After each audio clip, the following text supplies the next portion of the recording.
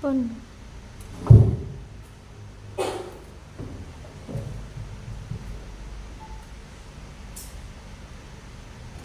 Assalamualaikum warahmatullahi wabarakatuh. Waalaikumsalam warahmatullahi wabarakatuh. Alhamdulillahirabbil alamin. Wabillahi nasta'inu ala umuri wassalatu wassalamu ala asyrofil anbiya'i wal mursalin wa ala alihi washabbihi ajmain. Amma ba'du. La haula wala quwwata illa billah. Yang terhormat Bapak-bapak dan Ibu guru SDN Maya 3, sebelum acara diskusi perencanaan pembelajaran dimulai, marilah kita bersama-sama berdoa kepada Allah Subhanahu wa taala. Semoga acara diskusi pada siang hari ini dapat berjalan lancar tanpa suatu halangan apapun. Allahumma amin ya rabbal alamin. Saya selaku kepala sekolah ingin memandu penjenengan semua untuk melaksanakan diskusi perencanaan pembelajaran di SDN Mayaran. Bapak Ibu yang saya hormati, untuk perencanaan pembelajaran, penjenengan semua harus sudah menyiapkan RPP, silabus, dan kurikulum sekolah. Nah, ini nanti kita akan bedah bagaimana perencanaan pembelajaran penjenengan itu sudah sesuai atau enggak dengan kurikulum yang ada di sekolah. Untuk itu mari kita buka bersama-sama diskusi ini dengan bacaan basmalah. Bismillahirrahmanirrahim. Bapak Ibu yang saya hormati, sebelum penjenengan diskusi, saya akan bertanya kepada penjenengan, apakah penjenengan di dalam proses pembelajaran sudah membuat perencanaan pembelajaran? Sudah.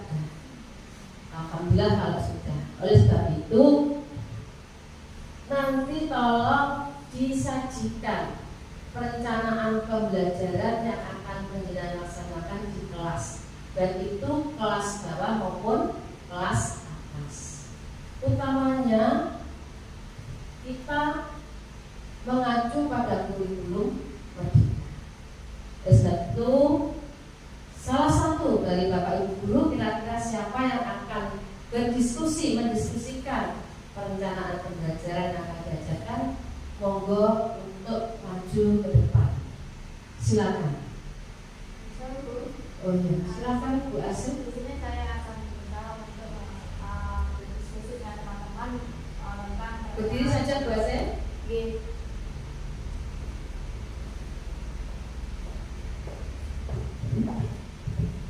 Terima kasih waktu yang diberikan kepada saya. Sebelumnya Bapak Ibu, ini saya mohon izin untuk menyampaikan rencana pembelajaran yang akan saya laksanakan sebelum melaksanakan pembelajaran. Oke, sini. Mohon nanti setelah saya menyampaikan rencana pembelajaran yang sudah saya rancang, untuk memberikan pertanyaan maupun berhenti di sini. Saya rencana proses pembelajaran saya yaitu tentang pembelajaran matematika Bapak Ibu. Dan ini menggunakan saya pengolahan data kelas 6, yaitu dalam pengolahan data ini saya nanti akan pembelajaran tentang median gap. Di sini akan pelaksanaan pembelajaran nanti dilaksanakan di kelas 6, khususnya tentang pembelajaran pengolahan data dengan alokasi waktu 3 kali 35 menit, 2 kali 35 menit atau 2 jam pembelajaran.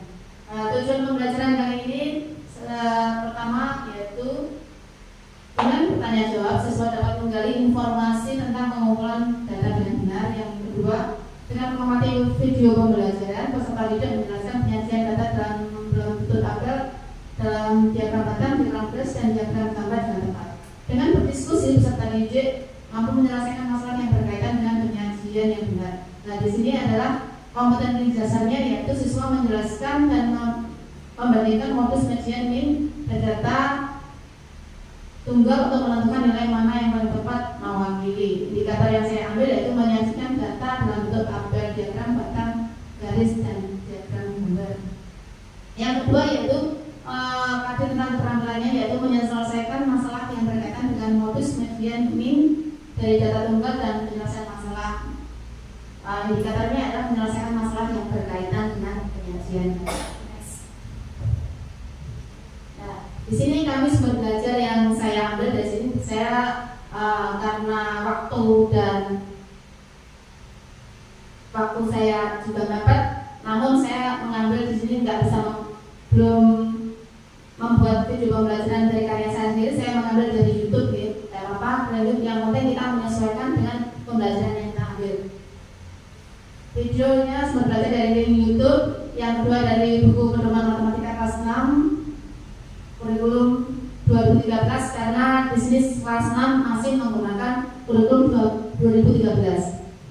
Selanjutnya yaitu buku teks atau buku bacaan yang mengelola data dari media cetak, majalah maupun lingkungan belajar sekitarnya. Nah, di sini saya kegiatan pembelajarannya terdiri dari pendahuluan, kegiatan inti, dan penutup. Dalam alokasi waktu 2 kali 35 menit tadi, saya membagi menjadi alokasi pendahuluan 10 menit, kegiatan inti 50 menit, dan kegiatan penutupnya adalah 10 menit. Dalam kegiatan pendahuluan di sini saya akan mulai pembelajaran dengan menanyakan kabar siswa, mengecek kehadiran peserta didik, dilanjutkan dengan berdoa, mengajak peserta didik melakukan dinamika kelas, yaitu menyerukan yel-yel atau bertepuk tangan atau speaking dalam sini. Guru menyampaikan tujuan pembelajaran. Setelah guru menyampaikan pembelajaran, yaitu guru melakukan apresiasi dengan melakukan tanya jawab tentang contoh data yang dalam kehidupan sehari-hari. Ini digunakan untuk memetakan siswa sejauh mana siswa dapat mengetahui atau kemampuannya dalam wawasannya tentang pengolahan data di sini. Lanjut, ini kegiatan inti. Selanjutnya kegiatan inti saya lakukan dengan mengumpulkan data, bertanya jawab dengan siswa dengan mengumpulkan data dan pengalaman mereka, informasi yang mereka ketahui. Yang kedua, bertanya jawab peserta terkait dengan cara penyajian agar mudah dipahami. Nanti terus guru menyampaikan video pembelajaran. Peserta didik diminta untuk mengamati video pembelajaran. Setelah mengamati video pembelajaran, peserta didik dapat bertanya terkait dengan video pembelajaran yang saya sajikan tadi. Setelah itu peserta didik diberi kesempatan untuk menanggapinya tentang video pembelajaran tadi. Setelah itu guru memberikan penguatan materi kepada siswa, terus menginstruksikan tugas individu melakukan observasi. Untuk murid yang belum memahami pengolahan data, guru akan melakukan bimbingan secara individual. Saya di sini dalam pembelajaran memang dalam mengajar ada peserta didik yang kurang mampu atau belum dapat memahami, terus akhirnya saya berkeliling untuk mengetahui siswa-siswa yang paham dengan memberikan bimbingan individual tadi. Terus selanjutnya penutup, yaitu dengan setelah pembelajaran selesai, saya melaksanakan refleksi kepada murid bagaimana perasaan siswa setelah pembelajaran, apakah mereka senang, apakah tidak, apa yang mereka rasakan, dan terus apa yang mereka belum pahami. Kemudian saya menggambarkan single face atau yang mewakili perasaan tentang mengikuti pembelajaran KSE tentang pengolahan diri. Nah, dalam tujuan pembelajaran ini tidak lupa kita memasukkan dalam KSE itu apa? Lupa saya. Lanjut ya, guru mengajak menyanyikan. Setelah itu guru menyanyikan lagu daerah. Ya. Guru menggunakan penutup pembelajaran dengan prosedur rutin, salam, terima kasih, dan berdoa. Nah, itu dalam kegiatan penutup. Lanjut untuk penilaian, saya melakukan 3 penilaian, yaitu penilaian sikap, penilaian pengetahuan, dan penilaian keterampilan. Dalam penilaian sikap tadi saya menggunakan observasi dari pengamatan tadi. Terus untuk pengetahuannya saya memberikan LKPD, yaitu kita tertulis kepada siswa. Keterampilan yaitu saya mendemonstrasikan keterampilan siswa. Siswa maju ke depan, setelah maju dia mendemonstrasikan gambaran tentang perencanaan pembelajaran yang akan saya buat, yang akan saya lakukan dalam pembelajaran matematika. Nah, di sini adapun dalam rencana pembelajaran itu ada lampiran-lampiran, yaitu strategi dan alat penilaiannya. Di sini strategi observasi tadi, ini ada lampiran penilaian benar kritis, bukan magnet, dan ini nanti kita masukkan di sini. Nah, untuk ini nanti kita memasukkannya pada saat kita pembelajaran. Jadi anak-anak nanti yang suka bertanya langsung kita siapkan, langsung kita tentang sambil kita melaksanakan pembelajaran. Lanjut untuk itu, untuk penilaian pengetahuan kita tes tertulis, yaitu lembar isian tertulis, lembar evaluasi isian singkat. Nah, di sini kita menyiapkan RKPD yang sudah kita siapkan. Setelah itu kita bagikan kepada siswa seperti itu. Terus lanjut untuk penilaian keterampilan strategi. Nah, ini kita nanti keterampilan strategi itu dari indikator tadi, apakah siswa mampu mengidentifikasi ke dalam bentuk diagram tabel dengan menarik, atau mampu mengidentifikasi data dalam bentuk diagram tabel, atau mampu mengidentifikasi data dalam diagram atau tabel tadi. Nah, penilaian keterampilan tadi ini kita bisa dilihat dari kemampuan siswa dalam menampilkan atau mempresentasikan hasil belajarnya tadi. Itu saja yang dapat saya sampaikan. Mungkin apabila ada salah kata atau kata-kata saya yang kurang berkenan, saya mohon maaf yang sebesar-besarnya.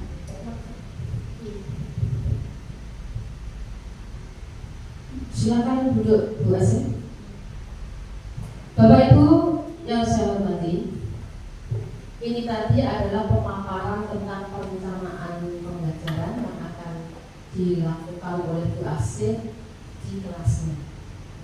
Dari penjelasan atau pemaparan perencanaan pembelajaran, silahkan yang mau menanggapi perencanaan pembelajaran Bu Asih. Monggo. Silakan Pak. Terima kasih telah disampaikan. Nah, dari saya yaitu menanggapi dari apa yang disampaikan oleh Bu Asih dalam diskusi perencanaan pembelajaran, yaitu khususnya kelas 6. Nah, ini tadi saya menanggapi bahwa strategi pengajarannya ini sudah menggunakan beragam strategi pengajaran yang memberikan variasi dan menyesuaikan dengan karakter siswa. Ya, di situ jadi anak-anak tadi diajak untuk berkelompok. Itu terima kasih. Demikian untuk masukan dari Pak Kurson bahwa perencanaan pembelajaran Bu Asih sudah memasukkan beberapa karakter, itu ya Pak Son. Nah, ini merupakan salah satu bentuk penguatan pelajar profil Pancasila. Nah, untuk yang lain silakan untuk menanggapi perencanaan dari Bu Asih. Monggo. Ya, silakan Bu Alu.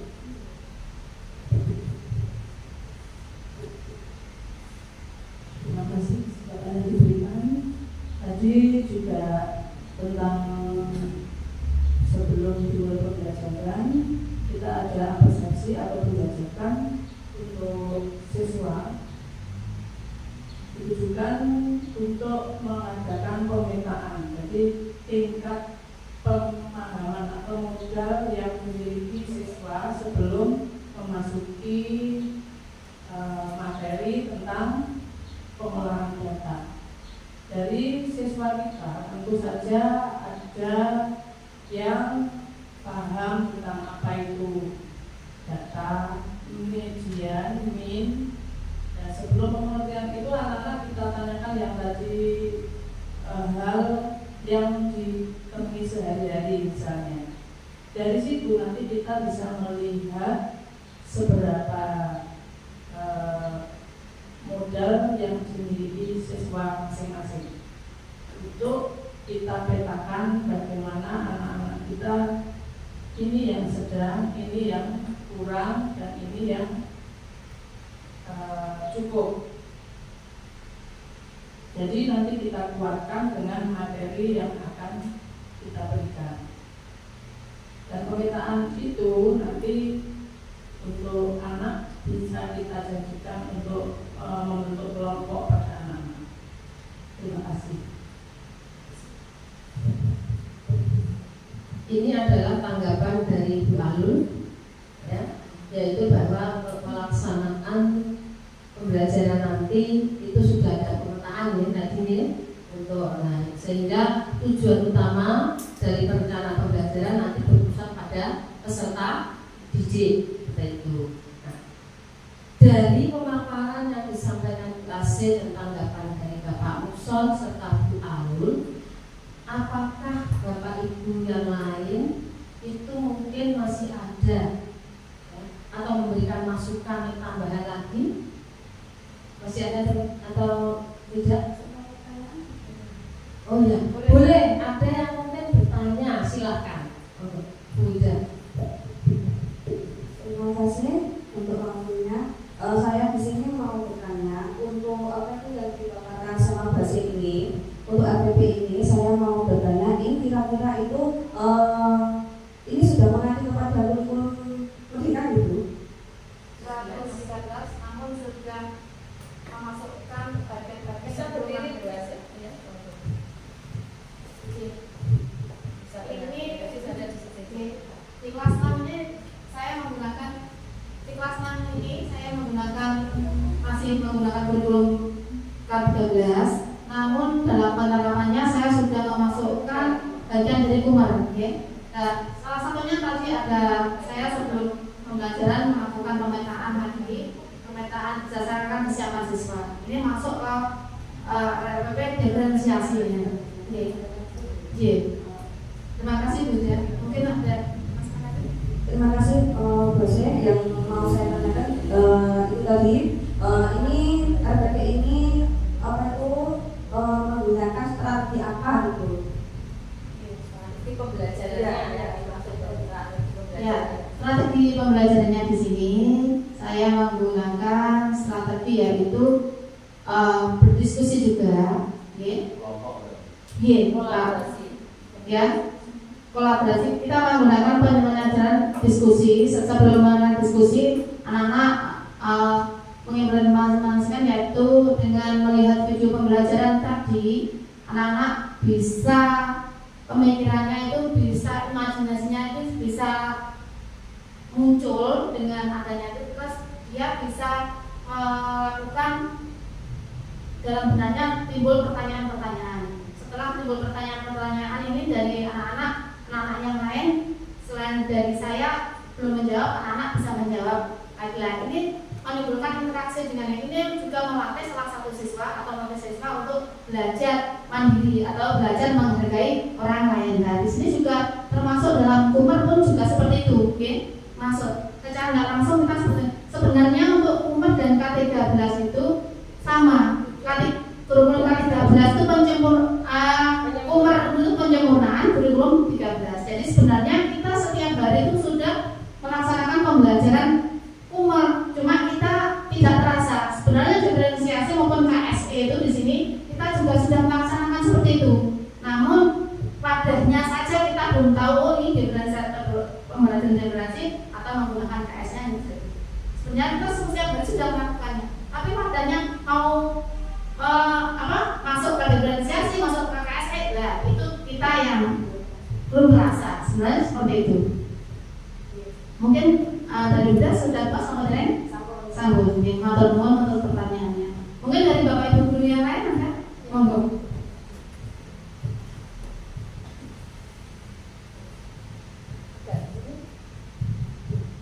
Ya, mohon maaf sebelumnya pada Bu Asih.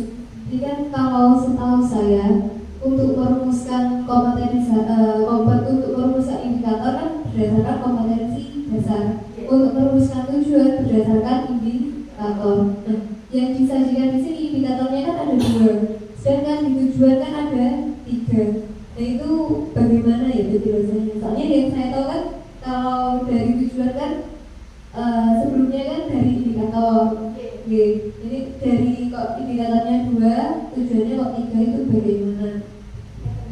Dan saya di sini kita bersama-sama belajar di Bapak Ibu. Mungkin kalau saya nanti ada kekurangan, monggo tindakan bersama-sama. Namanya diskusi ya. Di sini untuk indikator tujuan indikator pembelajaran hanya satu. Kok tujuan pembelajaran ada 3 seperti itu kita ingin. Tidak apa-apa bunyi. Indikator memang indikator dari kompetensi itu memang satu. Namun dalam tujuan pembelajaran untuk menyampaikan indikator kita mempunyai beberapa tujuan. Dikembangkan tujuannya apa saja seperti itu. Ngoten Bu Bante. Tidak apa-apa. Iya, supaya dalam pembelajaran nanti apa yang kita inginkan itu mengena kepada siswa gitu. Ngoten. Nggih. Ngoten. Nggih ngoten sama-sama. Coba Bapak Ibu sebelum dilanjut kita dulu. Terima kasih, diskusi yang sangat bagus, hidup ya. Betul apa yang disampaikan oleh perencanaan Bu Asih bahwa indikator itu adalah bisa dikembangkan dalam bentuk tujuan-tujuan pembelajaran. Indikator satu, tujuannya orang satu tidak. Ya. Jadi kemudian bisa mengembangkan indikator menjadi sub-sub indikator. Sub-sub indikator itu nanti bisa dimasukkan ke dalam tujuan pembelajaran. Kalau di kurikulum merdeka namanya CP, capaian pembelajaran. Sedangkan di kurikulum 13 mulai dari KD gitu, kita jabarkan ya lagi akhirnya menjadi tujuan pembelajaran. Nah, Bapak Ibu dari paparan ini mungkin masih ada yang menambah. Oh, monggo Bu, silakan.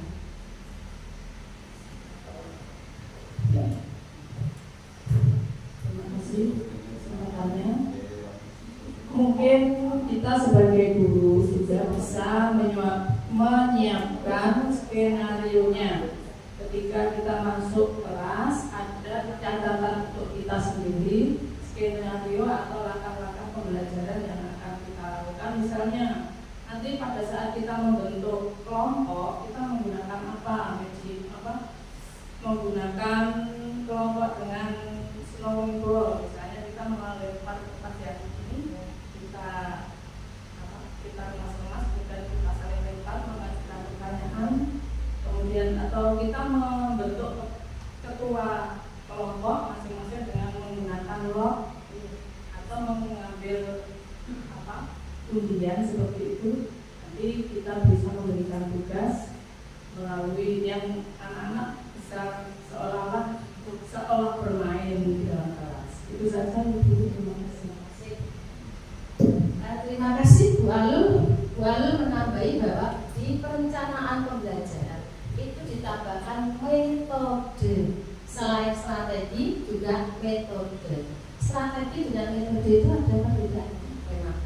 Kalau metode ya suatu cara yang membuat pembelajaran itu nanti bisa mengena pada siswa dan diharapkan di sini adalah peserta didik harus aktif dengan cara ada yang number itu tulisan yang di kepala ya anak-anak. Ada yang bermain menggunakan permainan kan seperti itu yang dimaksud dari Bu Alul. Nah, ada yang melempar bola sehingga nanti di dalam kelompok-kelompok itu akan tercipta pembelajaran yang menyenangkan, aktif dan kreatif.